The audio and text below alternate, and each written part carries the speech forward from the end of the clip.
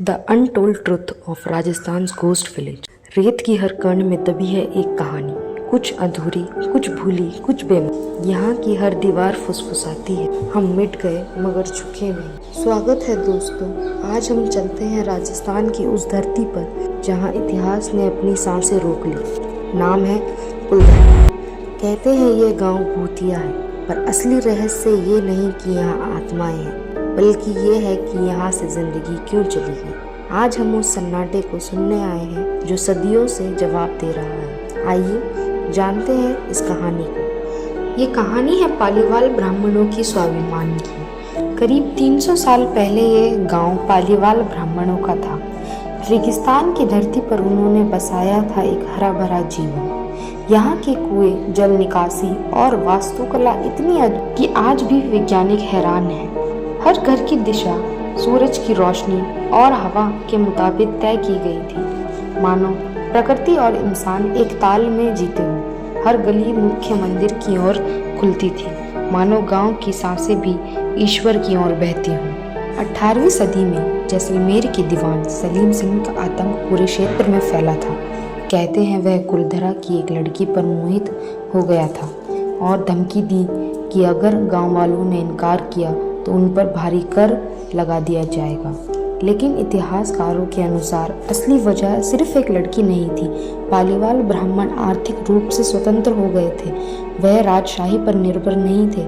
सलीम सिंह को डर था कि अगर ये लोग एकजुट हो गए तो उनकी सत्ता हिल जाएगी। इसीलिए उसने उन पर कर बढ़ा दिया और यह गांव उसकी नीतियों के खिलाफ उठ खड़ा हुआ। ये कहानी स्वाभिमान और सत्ता की थी और पालीवालों ने सम्मान का रास्ता चुना। एक रात जब पूरा आसमान शांत था, कुलधरा और उसके आसपास के 84 गांव के लोग अपने घर छोड़कर चले गए। 1500 से ज्यादा लोग बिना कोई निशान छोड़े। कहते हैं कुछ घरों के नीचे गुप्त रास्ते थे, शायद वही रास्ते उनके पलायन के साक्षी बने। क्या यही वो रास्ता है जहाँ से पूरी सभ्यता गायब हो गई? जाते जाते उन्होंने श्राप दिया, अब यहाँ कोई नहीं बस पाएगा। और सच में आज तक यहाँ कोई बस नहीं पाया। बाकी गांव तो फिर भी बस गए, लेकिन कुलधरा और खाबा कई कोशिशों के बाद भी आज तक वीरान है। लोगों का मानना है कि पालीवाल ब्राह्मण पाली, जोधपुर, अजमेर और मध्य प्रदेश के इलाकों में जाके बस गए। उनके वंशज आज भी खुद को पालीवाल कहते हैं। इसका मतलब कुलधरा की आत्मा मिट्टी में नहीं, लोगों के खून में आज भी जिंदा है।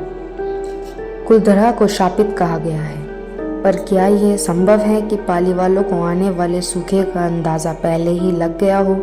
क्या उन्होंने गांव इसीलिए छोड़ा ताकि उनका समाज बच सके? कुलधरा की दीवारों पर कुछ रहस्यमय चिन्ह बने हैं। भारतीय पुरातत्व सर्वेक्षण कुलधरा गांव को एक सुरक्षित और पुरानी धरोहर जगह मानता है। उनका कहना है कि यह स्थान पुराने समय से जुड़ा है और बहुत खास है। यहाँ के टूटे हुए मकानों को संभाल कर ठीक किया जा रहा है ताकि लोग आकर इसका इतिहास जान सकें। लोग कहते हैं यहाँ रात में परछाइयाँ चलती हैं, आवाज़ें आती हैं। शायद यह डर इसीलिए नहीं कि यहाँ भूत है, बल्कि इसीलिए कि यहाँ इतिहास की आत्मा आज भी जिंदा है। असल रहस्य ये नहीं कि गांव क्यों सूना है, असल रहस्य ये है कि इतिहास ने उनके साहस को भूतों की कहानी क्यों बना दिया। रेत में दबी ये कहानी हमें सिखाती है, कभी कभी जीतने के लिए नहीं, स्वाभिमान से जीने के लिए भी विद्रोह करना पड़ता है। कुलधरा हमें डराता नहीं, वो हमें याद दिलाता है कि जब समाज एकजुट होता है तो सत्ता भी झुक जाती है। ये गांव सिर्फ खंडर नहीं, सम्मान की एक अमर मिसाल है।